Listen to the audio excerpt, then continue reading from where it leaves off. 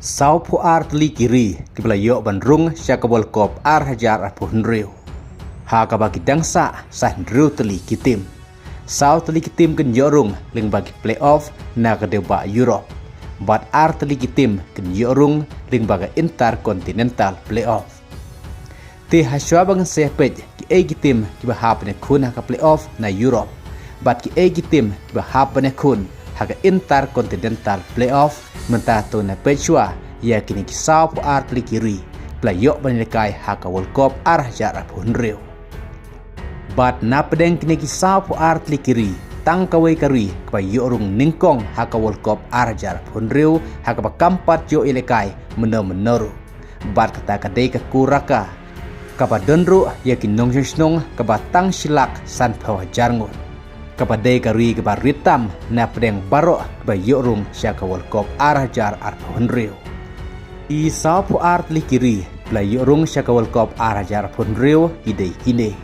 Ka Canada, Mexico, USA, Japan, New Zealand, Iran, Argentina, Uzbekistan, South Korea, Jordan, Australia, Brazil, Ecuador, Uruguay, Colombia, Paraguay, Morocco, Tunisia, Egypt, Algeria, Ghana, Cape Verde, South Africa, Qatar, England, Saudi Arabia, Ivory Coast, Senegal, France, Croatia, Portugal, Netherlands, Germany, Norway, Belgium, Spain, Switzerland, Austria, Scotland, Panama, Curacao, bat Haiti. Ki khat ndru tuligi tim na Europe ki banya kun haka playoff kidai kine.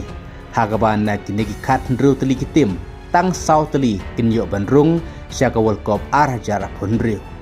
Kata ke Italy, Denmark, Turki, Ukraine, Poland, Wales, Czechia, Slovakia, Republic of Ireland, Albania, Bosnia, Kosovo, Sweden, Romania, North Macedonia, bat ke Northern Ireland.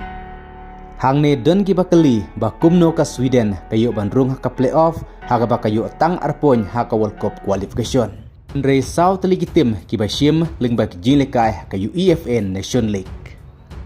Haka baka Sweden haka League C Group A kalayo kat nrupon kepada ka top team haka di ka group. Day na kane ka daw baka Sweden kalayo rong syaka playoff haka World Cup arjar apun rio.